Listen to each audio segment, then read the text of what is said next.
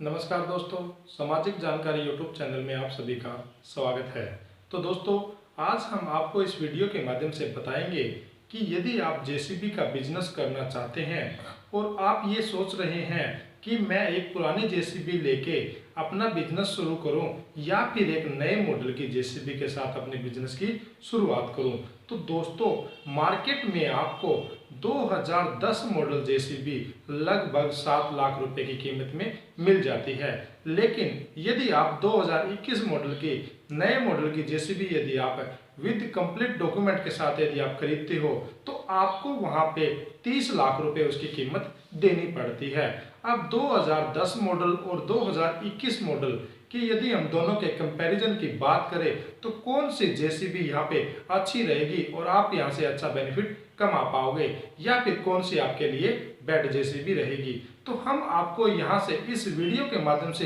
पूरी कंप्लीट जानकारी देने वाले हैं कि आपको कौन सी जेसीबी का यहाँ पे आपको चयन करना है। तो दोस्तों, सबसे पहले यदि आपने हमारे इस चैनल को सब्सक्राइब नहीं किया तो प्लीज आप हमारे इस चैनल को सब्सक्राइब कर ले और बेल आइकन को प्रेस करना मत भूले। और साथियों, जेसीबी से रिलेटेड हमने और भी बहुत सी वीडियो बना रखी है, तो आपको उन वीडियो का लिंक प्ले लिस्ट में मिल जाएगा या फिर आपको डिस्क्रिप्शन में उन वीडियो का लिंक हम दे देंगे, तो वहां से भी आप उन वीडियो को वॉच कर सकते हैं। हाँ जी साथियों, अब हम बात करते हैं कि 2010 मॉडल और 2021 मॉडल में से कौन सी जेसीबी हमारे लिए बेस्ट रहेगी।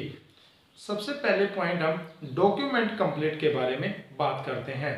2010 मॉडल की जो पासिंग है और उसका जो वन टाइम जो टैक्स है वो 15 साल के लिए ही वैलिड होता है। तो 2010 मॉडल की जेसीबी के कागज आपके 2025 तक वैलिड रहेंगे। अभी 2021 खत्म होने वाला है, तो 2021 अगर आप मानो कि बीत गया तो 4 साल आपके पास शेष रहते हैं।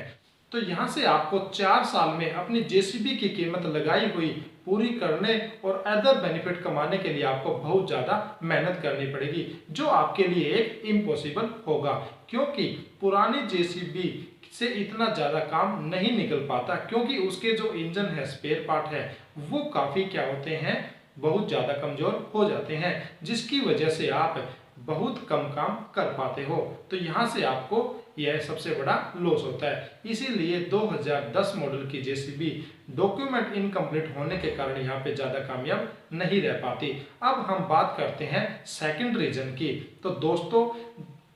डॉक्यूमेंट इनकम्प्लीट होने के कारण खुदा न खास्ता यदि आपके साथ कोई इंसिडेंट हैपनिंग हो जाए तो आपको दुर्घटना होने पर क्लेम नहीं मिलेगा, क्योंकि डॉक्यूमेंट कंप्लीट होने हमारे लिए बहुत ज़्यादा जरूरी है। और क्या पता खुदा न बख्श ऐसा भी हो जाए कि हम बुरी सोच के चले कि उस जेसीबी से कोई इंसिडेंट के दौरान अगर किसी व्यक्ति की टांग टूट जाती है या फिर दुर्घटना में किसी व्यक्ति को चोट लग जाती है